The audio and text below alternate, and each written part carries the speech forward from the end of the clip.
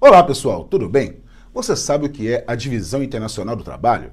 Então você vai descobrir agora. É um tema muito quente para todos os seus exames, concursos, Enem e vestibulares, sobretudo o Enem, porque para falarmos um pouco da Divisão Internacional do Trabalho, é simplesmente necessário que nós pensemos qual é o papel de cada economia na grande economia mundial, na economia mundo. Então, pessoal, basicamente você vai entender um pouco do que nós chamamos de macroeconomia. Então, muito prazer, eu sou o professor Sérgio Henrique e estou aqui para poder colaborar com o seu aprendizado e sua aprovação. Pessoal, vai lá, siga nosso canal, vai lá no Instagram, curta @professor Sérgio Henrique e aciona o seu sininho, porque sempre você receberá as notificações das aulas mais quentes para você. E agora vamos continuar com Geografia e Atualidades. Basicamente, podemos falar que existem transformações na Divisão Internacional do Trabalho. Para isso, nós temos que nos lembrar que o sistema capitalista, ao longo dos últimos séculos, ele passou por vários momentos de transformação. Para podermos ter uma referência, vamos pensar lá no século XV e XVI, que é a época das grandes navegações. Aquele período quando a economia comercial europeia começou a se expandir, os portugueses começaram a conquistar a África, o litoral africano, até chegar a Calicut, na Índia, vários pontos na Ásia, e também a colonização do continente americano. Naquela época, a divisão internacional do trabalho era bem simples, basicamente uma divisão entre metrópoles e colônias. As metrópoles, elas regulavam a economia colonial como uma extensão da sua, e basicamente a função da colônia era ser explorada. A metrópole, ela mandava seus produtos manufaturados para serem vendidos na colônia pelas grandes companhias comerciais. E a colônia, ela tinha que enviar os seus produtos naturais, no caso do Brasil, a cana-de-açúcar, e também os seus minérios. Essa lógica não se aplica somente ao Brasil, mas a todos os países que passaram por alguma lógica de processo de colonização, de exploração. Então, podemos falar também que a América Espanhola como um todo foi algo bem parecido. Mas não só a América Latina. Se nós pensarmos no sul dos Estados Unidos, ele não foi um padrão de colonização de povoamento como fora no norte. Lá predominaram, nos Estados Unidos, claro, pequenas propriedades que se dedicavam à produção de alimentos para o mercado interno em agricultura familiar. Agora, o sul dos Estados Unidos, que se dedicava à produção algodoeira, assim como em toda a América Latina, predominava primeiro o modelo de plantation, que é a agricultura comercial de larga escala. Olha só, é importante que você saiba, então anote aí as 3 características fundamentais do plantation. Primeiro, nós temos que nos lembrar que o plantation é caracterizado principalmente por um tripé. São grandes propriedades,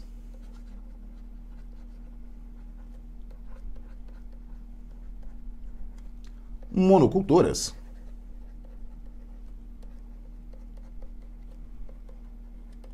com a produção voltada fundamentalmente para a exportação. Então, pessoal, aqui nós podemos observar a relação do nosso chamado pacto ou exclusivo colonial, que é a origem da Divisão Internacional do Trabalho. Veja só, a partir do século XV e XVI, as potências europeias conquistavam colônias que enviavam metais, especiarias e escravos, enquanto as metrópoles manufaturavam esses produtos, aumentavam o seu valor agregado e então vendiam novamente para a colônia. Essa relação de vender diretamente para a colônia, ela era exclusiva por quê? Era uma forma de fazer com que a metrópole mantesse todo o controle sobre a região e pudesse, digamos, sugar todos os recursos, como sociologicamente já foi muito classificado isso na literatura. Então, pessoal, olha só, por que chamava exclusivo colonial? Porque a metrópole possuía um monopólio. Então, fique atento, porque não só era o monopólio, mas qualquer presença de navios estrangeiros eram totalmente proibidos. Inclusive a circulação de livros, que poderia, inclusive, incidir em penalidades muito severas. Por quê? Para não circularem ideias que pudessem levar questionamentos ao modelo do sistema colonial. Isso permaneceu nos séculos XVI, XVII, XVIII e no século XIX. É o que nós chamamos do rompimento, né, da decadência do antigo regime, que é quando a Europa tinha os grandes impérios colonialistas que se transformaram, entraram em decadência devido à Revolução Francesa. Então, esse período, pessoal, de decadência do antigo regime na Europa, as potências se enfraqueceram e perderam o domínio sobre suas colônias. Isso é o fim do antigo regime e o momento em que as colônias da América começaram a fazer os seus processos de independência.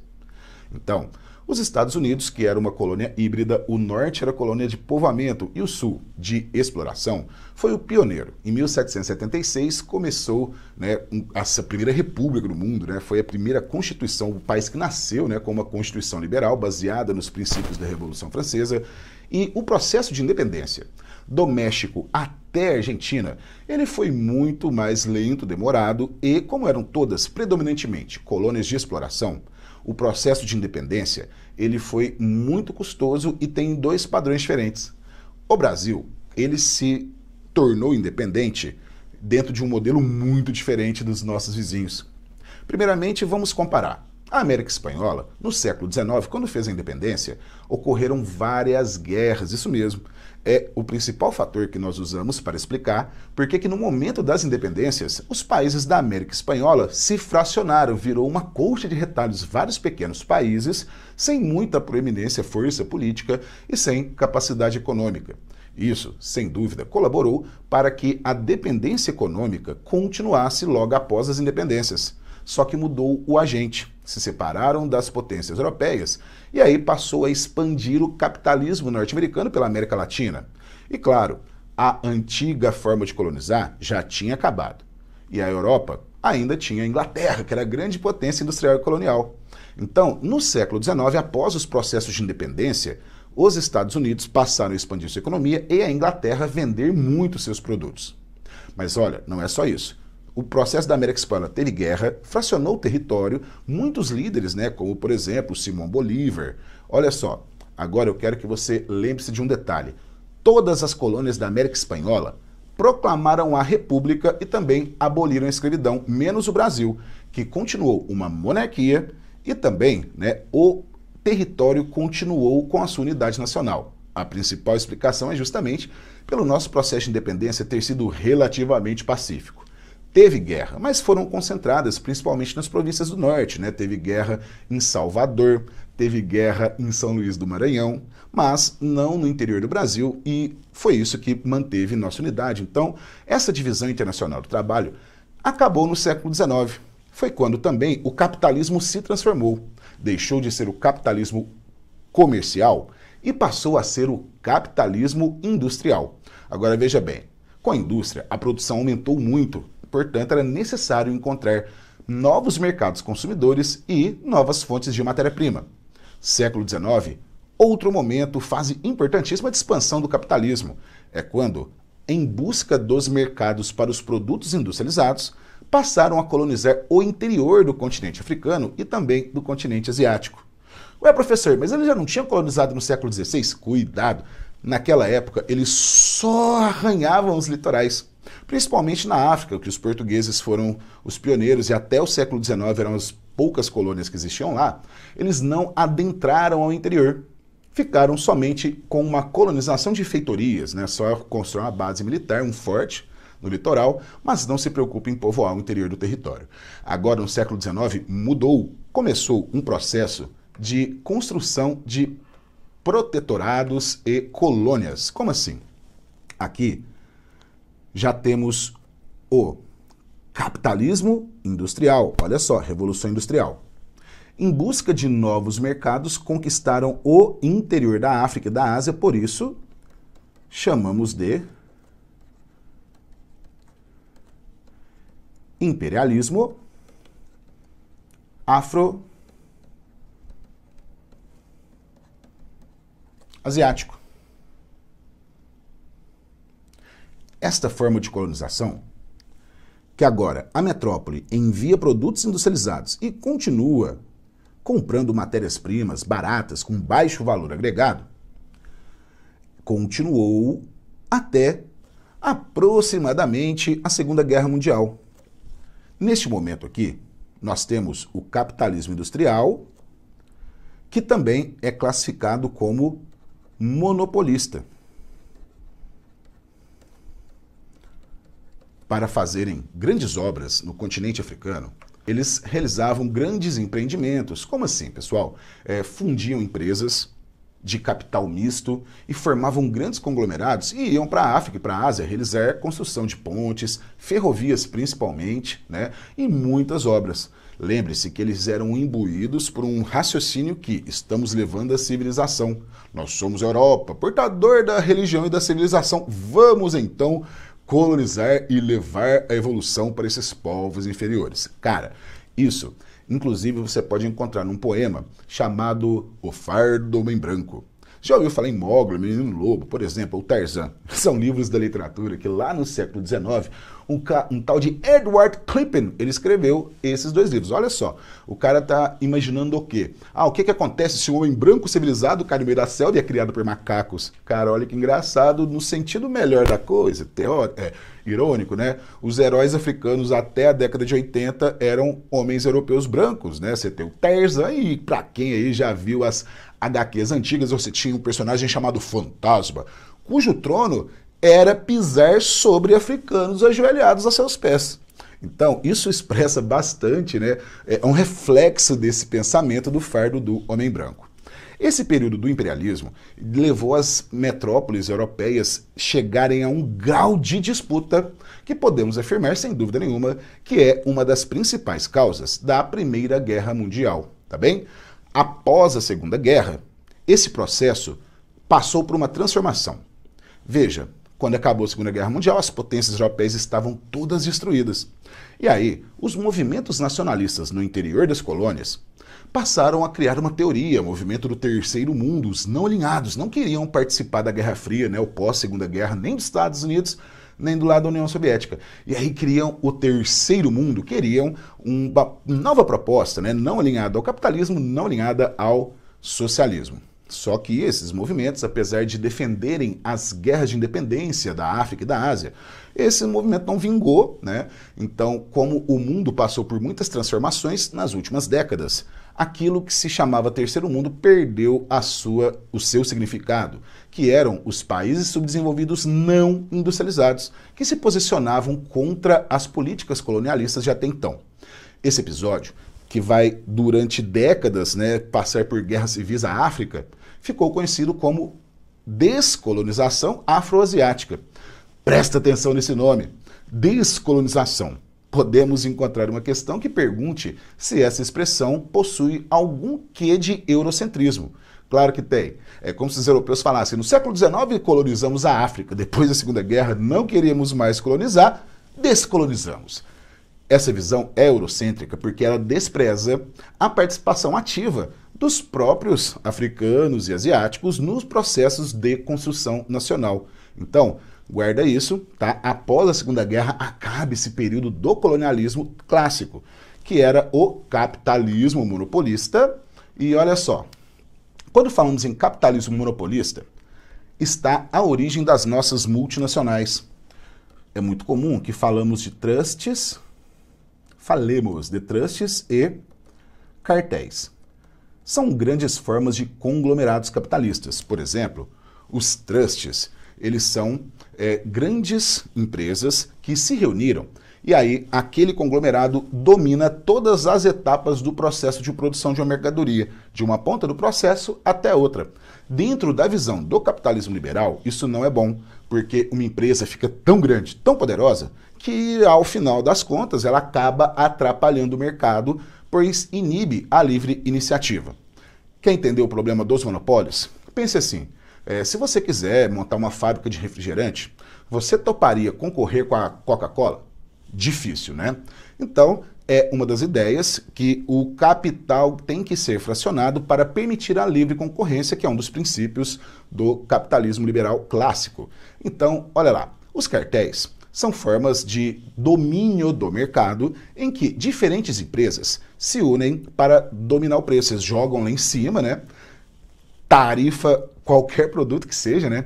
O Brasil tem um cartel de cimento, aqueles que são mais conhecidos são as organizações que são feitas por postos de gasolina, por exemplo.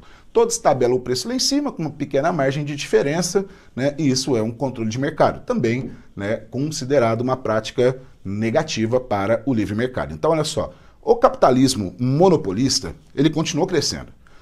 O imperialismo, ele entrou em decadência, mas o capitalismo monopolista cresceu, cresceu, cresceu, cresceu.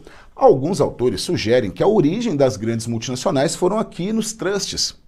Cresceram tanto, cara, cresceram tanto, mas tanto. E as operações ficaram tão complexas.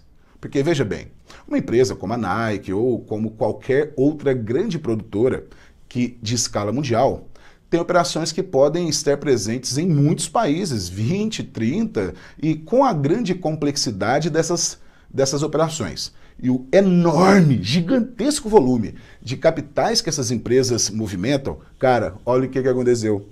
É tanta grana que não compensava mais contratar os serviços de uma terceira empresa, um banco. Na verdade, passou a ocorrer a fusão das grandes indústrias do capitalismo monopolista industrial com o novo capital bancário, deu origem ao que nós chamamos hoje capitalismo financeiro, que se formou após a Segunda Guerra e hoje, na era da globalização, na nova ordem mundial, é hegemônico. E as grandes empresas, a maioria delas estão associadas diretamente, atreladas ao mercado financeiro, e as empresas mais poderosas, né, são basicamente bancos e empresas ligadas às bolsas de valores. Então, olha só, pessoal, dá uma olhadinha na tela e vamos ver a nossa nova fase da Divisão Internacional do Trabalho, que é a que estamos atualmente. Perceba que a lógica é muito parecida. Os subdesenvolvidos enviam produtos primários, por exemplo, petróleo e minérios, e recebem não só mais os produtos industrializados, mas olha a palavra-chave, capitais de investimentos. Então, hoje na globalização, a relação tem a mesma lógica, mas é um pouco mais complexa. Recebemos os industrializados e a tecnologia de produção. Os países desenvolvidos investem nos subdesenvolvidos para poder produzir a menores custos. E também realizam especulações nas bolsas de valores. O que é isso, pessoal? Quando falamos de especulação nas bolsas de valores, é uma coisa muito simples. Pense que você tem, vamos pegar um exemplo, tá? Algumas empresas, durante a pandemia do coronavírus, elas despencaram suas ações. Aí, chega um grande investidor, compra milhões nessas ações e espera o valor subir. Ele está especulando, porque se em um mês as ações voltarem aos seus valores originais, o investimento do cara terá se multiplicado várias vezes. Isso é um exemplo de especulação financeira, tá? Então, outro exemplo vai lá no Japão. Os juros são praticamente zero. Aí um milionário japonês pega 1 bilhão, faz uma transferência bancária e envia para o Brasil. Vai receber aqui juros de 6%. Então, imagine, o cara pega o dinheiro a quase custo zero, coloca no Brasil, recebe esses juros e pega de volta. Isso é um exemplo de movimentação financeira que nós caracterizamos como especulação deste atual capitalismo. Então, olha só, pessoal, de olho na tela, como que nós podemos caracterizar este novo momento? Nós vamos observar que mudou a divisão internacional do trabalho. E olha só, vou apagar esse primeiro resuminho. Você já notou? Então, olha só.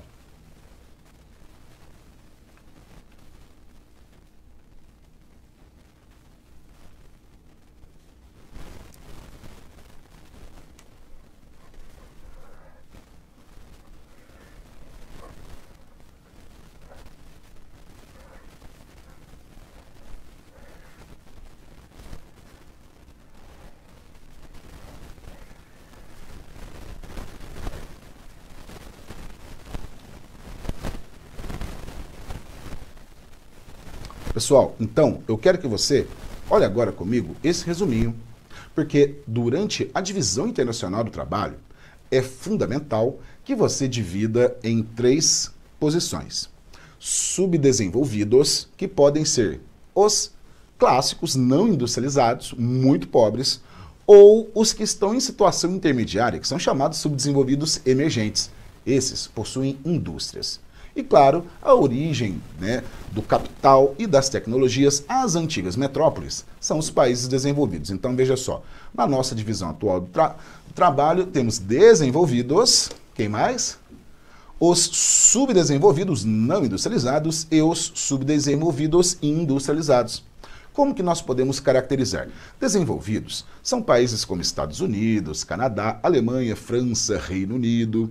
Então, fique atento. Todos eles ou foram metrópoles ou colônias de povoamento, como foi o norte dos Estados Unidos, como fora o Canadá, como fora a Austrália.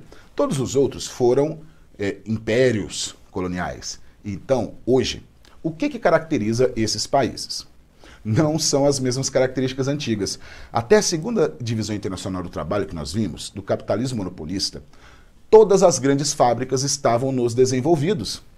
Só que, durante a época da Guerra Fria, após a Segunda Guerra Mundial, começou a ocorrer uma transformação.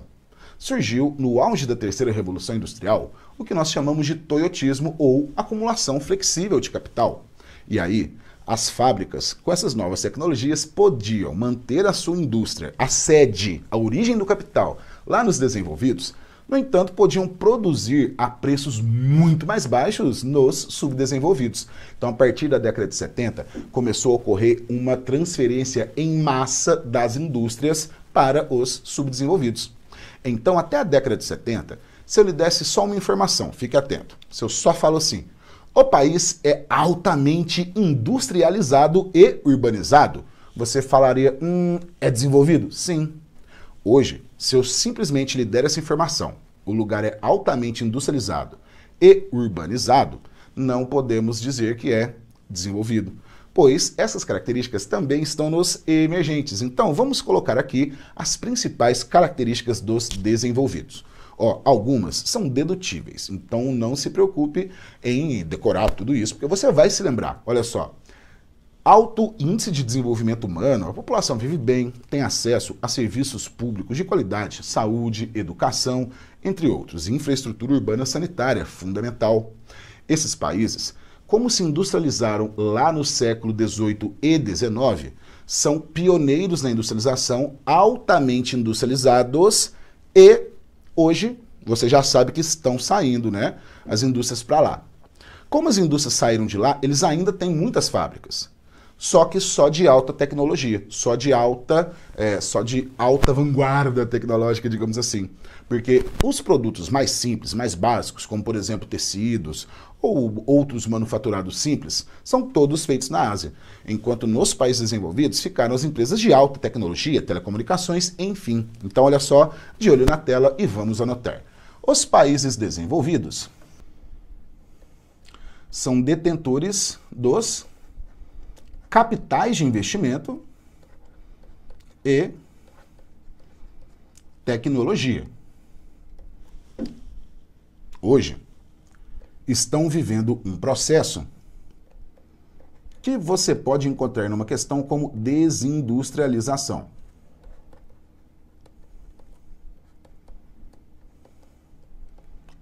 Podemos falar desindustrialização porque ocorreu um longo processo de desconcentração industrial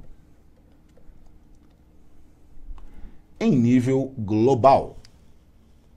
E aí, hoje, a paisagem desses países desenvolvidos não é tão urbana e esfumaçada como era antigamente. Claro que são todos ambientes urbanos. No entanto, não são as áreas industriais que os caracterizam. Como é a origem do dinheiro e dos conhecimentos? Conhecimentos são feitos em universidades, através de pesquisas, desenvolvendo patentes. Claro, também podem ser empresas privadas ou até instituições públicas, mas o essencial aqui é caracterizarmos como sociedades. do conhecimento. Então você já consegue identificar uma coisa fundamental. O quê? Sociedades do conhecimento, porque estes países se concentram todas as suas atividades aonde? No desenvolvimento de novas pesquisas, novas patentes, novas tecnologias. Os emergentes todos são países muito dependentes da exportação de suas commodities e da tecnologia dos capitais dos desenvolvidos. Tranquilos? Então, olha só, fique atento, pois tem caído muito em questões Enem, concursos públicos, o quê? Pense no Donald Trump, né?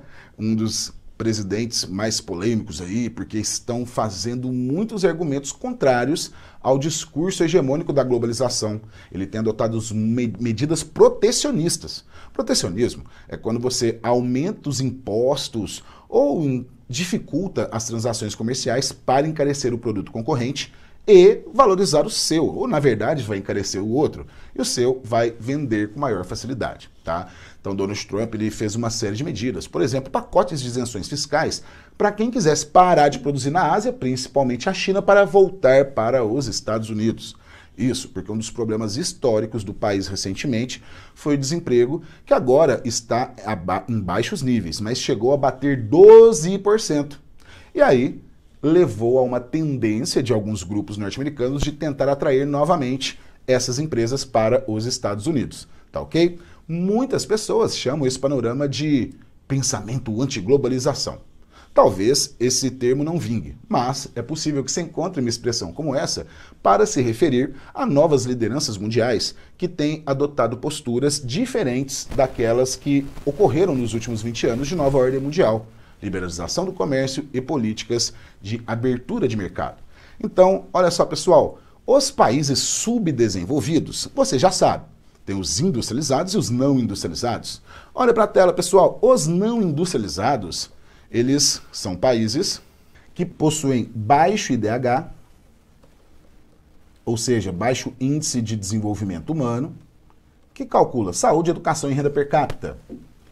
Eles são pouco urbanizados, ou seja, não tem nenhum que a população hoje é mais rural, mas vamos colocar aqui a quantidade de população rural é bem maior do que nos desenvolvidos e nos emergentes. Esses são muito pobres e somente exportam commodities, que são matérias-primas ou produtos pouco transformados. Os subdesenvolvidos não industrializados se concentram principalmente na Ásia, destaque para a China, e na América Latina. Fique atento, pois isso faz com que a Ásia e a América Latina possuam uma grande urbanização. São os lugares que a urbanização no planeta hoje é mais explosiva. E essa urbanização é decorrente diretamente de um processo de industrialização tardia, ou seja, após a Segunda Guerra Mundial. Esses países, para atraírem investimentos, eles oferecem o que chamamos de vantagens locacionais. Certamente você já ouviu falar essa expressão. Então, você saberia me dizer quais são exemplos de vantagens locacionais? A mais discutida sempre, a mais fácil de entender também, são as isenções fiscais. Você dá enormes descontos para a indústria e aí ela vai optar, provavelmente, por produzir nos lugares com menores custos fiscais. Mas não é só isso. Imagine que tem vários países oferecendo, olha, eu dou desconto de imposto, eu dou desconto de imposto. Chega outro e fala, dou desconto nos impostos e lhe dou o barracão para construir o terreno. Aí o outro fala, opa, lhe dou desconto de impostos, te dou o barracão e te ofereço energia.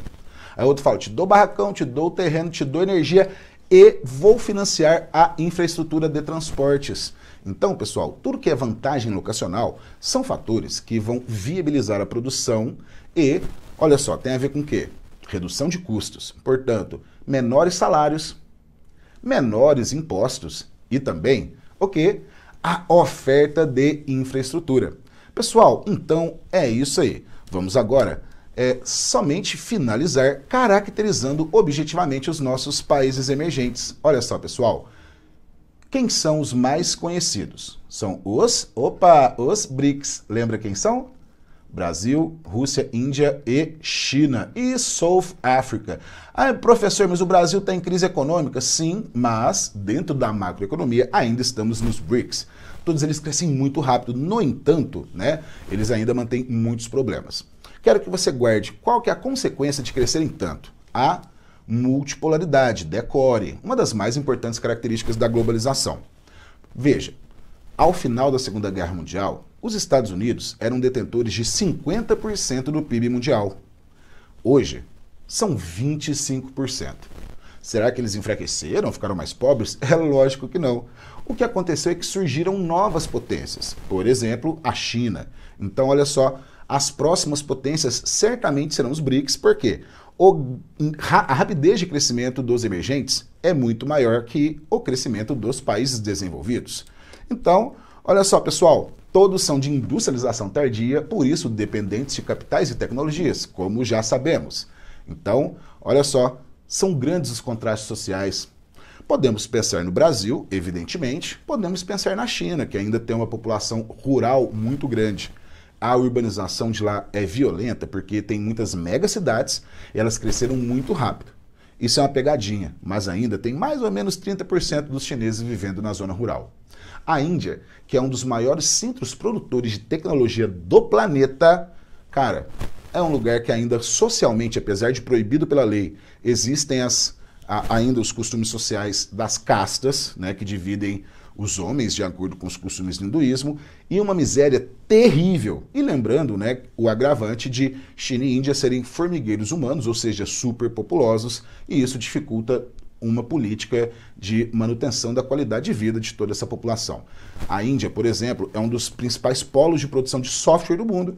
Podemos citar a cidade de Bangalore, né, que é um dos maiores tecnopolos em produção de novas tecnologias de software no mundo, em meio a uma enorme miséria.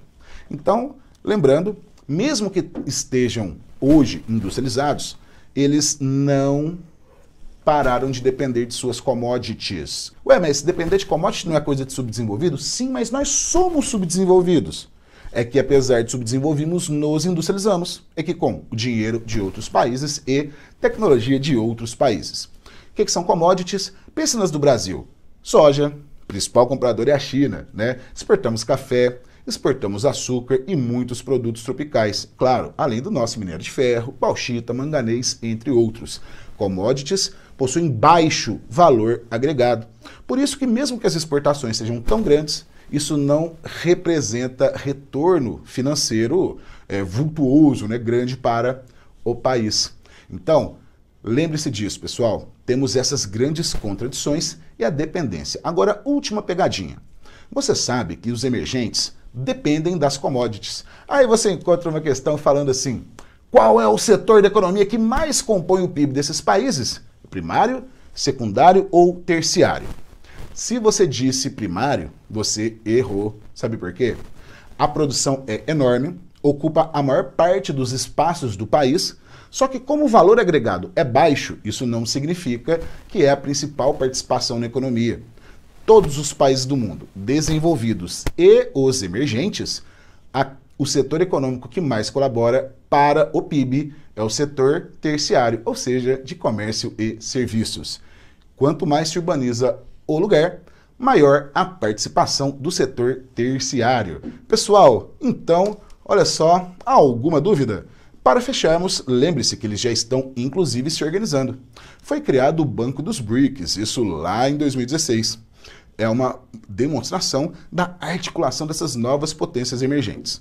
Nos últimos 2 anos, a China tem realizado uma grande guerra comercial com os Estados Unidos, que já parou, né, que foi aquela briga de tarifas, e, de certa forma, acabou isolando o Brasil em algumas das reuniões. Mas temos aí ainda o Banco dos BRICS, que assinala um fortalecimento do bloco, inclusive porque a prioridade dos investimentos são para os emergentes, formando assim uma alternativa às instituições de Bretton Woods. Como assim? Temos agora outro grande banco de financiamento que é uma alternativa ao FMI, ao Banco Mundial. É isso aí. Pessoal, muitíssimo obrigado pela sua atenção. Não se esqueça, vem cá, se inscreva no nosso canal e ative o sininho. Você vai encontrar aqui na tela e clique para você receber as notificações. Você terá todo um extensivo de Geografia e Atualidades. Então, um grande abraço, bons estudos e foco no sucesso!